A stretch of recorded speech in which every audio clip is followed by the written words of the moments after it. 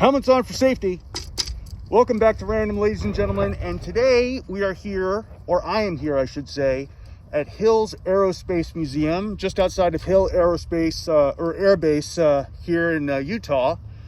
And right now I'm standing next to an aircraft that my editor has worked on. Well, one of the variants anyway.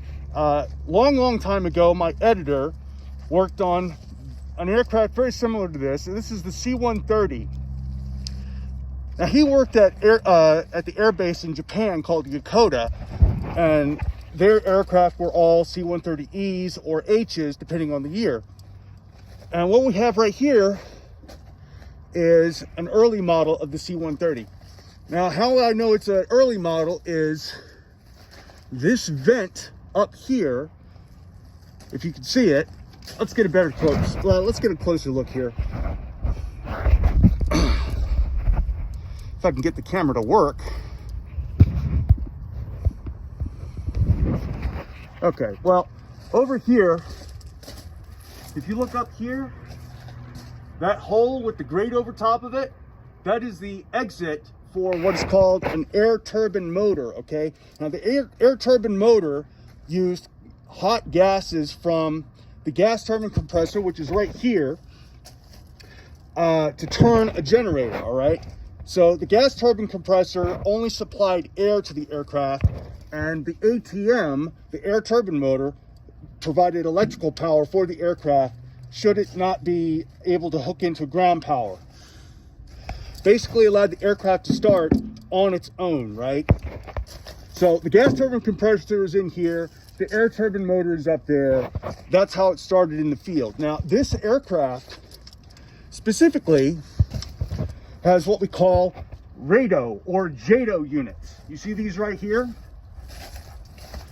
These are used specifically to get the aircraft off of the ground in a hurry, okay? So if you've got a very short runway, these modules will ignite and basically push the aircraft off the ground in a real hurry, all right? So aircraft's fully loaded. You wanted to get it off the ground quickly, you attach RADO or JADO modules to it. That's what it does. Now, this old aircraft, the C-130, probably an E, this model, has 4 Allison T56 or T506 turboprop engines with Hamilton standard propellers. You can see them right here. Now, you'll notice that the prop tips are square. That's actually because square airfoils have more surface area than rounded ones. It means it produces more lift, and in the case of these propellers, more pull for every revolution. Now, the Allison T56, T506 engines, they're not thrust producing engines, right? They are specifically to make torque, to turn these propellers to pull the aircraft through the air. Now, with these engines, the aircraft was capable of cruising at around 36,000 feet at around 300 knots. The most recent variant, the J model, has 4 Rolls-Royce equivalent engines with scimitar-shaped propellers. Now, those engines and props allowed the C-130J to cruise at 35,000 feet at around 400 knots. So it's able to get places a lot faster, a lot more efficiently. It's able to do its job quite well. Now, the C-130's been around since the 1950s, right? In its entirety, this aircraft hasn't really changed a whole lot in terms of structure or performance, but it's used everywhere, all right? It can land and take off almost anywhere, and I do mean almost anywhere. There was an experiment jointed by the Navy and the Air Force to land C-130s on aircraft carriers. The USS Forstall was the aircraft carrier chosen for that particular experiment. And it worked. It was phenomenal. This aircraft landed on what is effectively a postage stamp in the middle of the ocean while under steam. It's incredible, right? So how they did it was they attached rockets here on the front, right along here. And when the aircraft approached the forestall, what they would do is they would slow down they would slow down to almost stall out the wings. So the aircraft would basically drop out of the sky like a rock.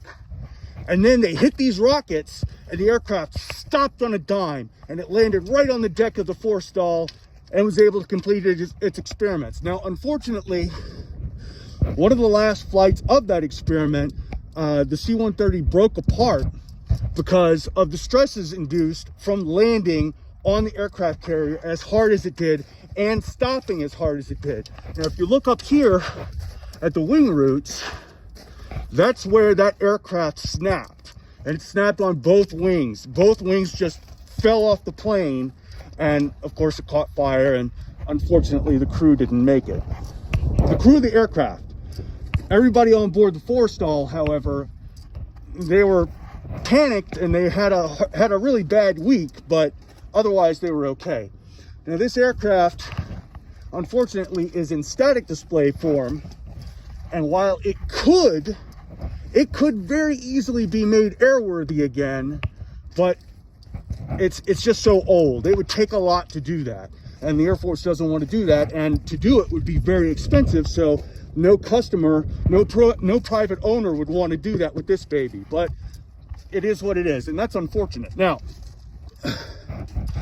different kinds of C-130s for different missions, right? So everybody's familiar with the AC variant, right? With the cannons out of the side. Now, recently, the most recent variant of that is called the Dragon Spear. She's in Hurlburt Field right now, continuing her operational testing and experimentation. Now, she has a 105 howitzer, a 40mm Bofors machine cannon, and sometimes a 30mm chain gun.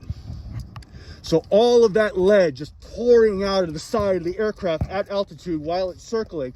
And the Dragon Spear has on the wings here, you can see hard points right there. The Dragon Spear is able of launching Hellfire missiles from its pylons out beyond the wings. So not only can it attack multiple ground targets with its cannons, it can also launch missiles to take out armor, like tanks and armored personnel carriers and so on and so forth. Fantastic piece of kit. Now, that's the J model too, so it's also really quick, and it can get places very, very fast. This variant has probably been around since the 60s, maybe early 70s. This should be, oh wow,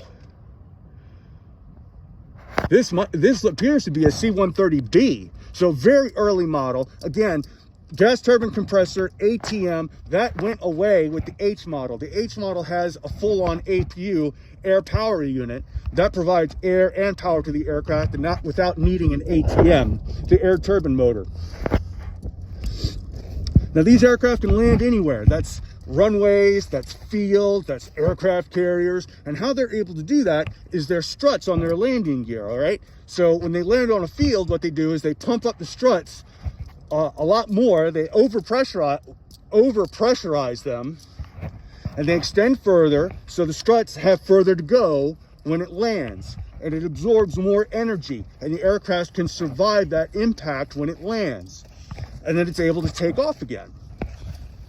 Unless, of course, it's the USS Forstall and the wings snap off, and, well, we already went over that. So this is a 130, and inside the museum, we got a couple of other really fascinating aircraft, and man, it's starting to get cold, so I'm gonna go ahead and we're gonna end this segment right here, and we're gonna go talk about some other beauties inside.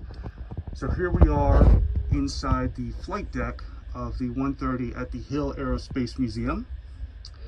And if you're looking around, over here we've got the pilot seat, co-pilot seat, flight engineer seats right here in the back. He takes care of all the fuel controls for weight and balance of the aircraft. And over here we have the navigator's suite, and he takes care of where the plane goes, where the plane drops its cargo, and so on and so forth. You've got different map lights here, different radar controls, radio controls to help communicate with other aircraft in the area. And of course, over here we've got our circuit breaker panels.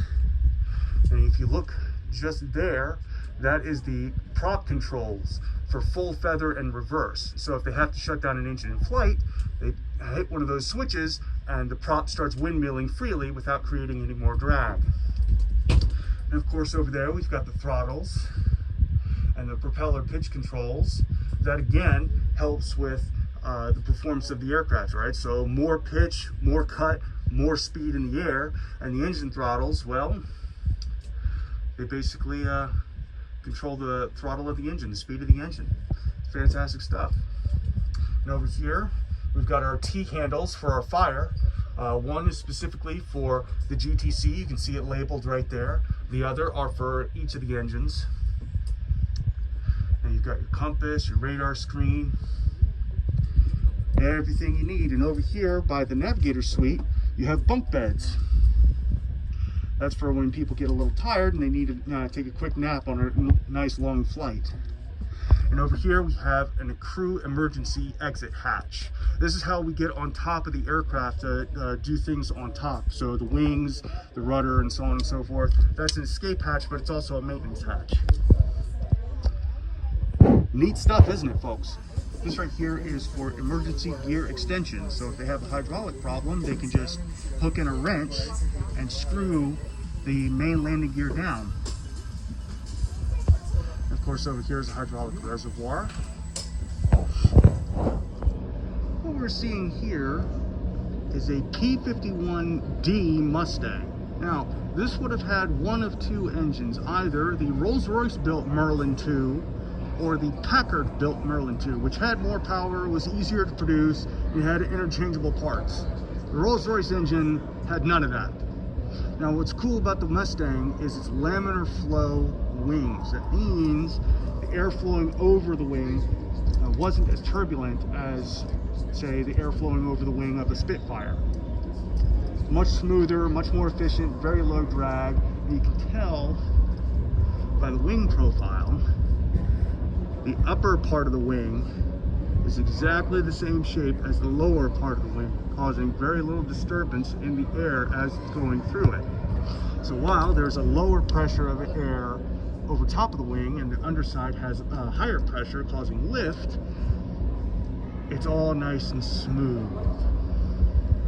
Laminar flow wing, very important for speed and performance in aircraft. And you'll notice it only has one seat. This is a single-seater aircraft. It is a liquid-cooled engine, and it has a two-stage supercharger. That means at lower altitude, it's producing less boost, yes, but the engine is able to breathe a lot easier, and at higher altitudes, the supercharger is opened up to full, producing more power. Higher density charge going into the engine, which means the engine produces more power at altitude, better performance characteristics at altitude, faster, more maneuverable. Fantastic aircraft. Interestingly, the first units to actually start getting the P-51Ds in Europe were the Tuskegee Airmen, otherwise known as the Red Tails. By far and away, some of the best pilots in the air at the time. Fantastic aircraft. And you can see this one is sporting Normandy stripes, which means this aircraft would have participated in D-Day. Fantastic equipment. Well, unfortunately, the Blackbird isn't on display right now because they're in the middle of getting it moved into another building here at the Hill Aerospace Museum.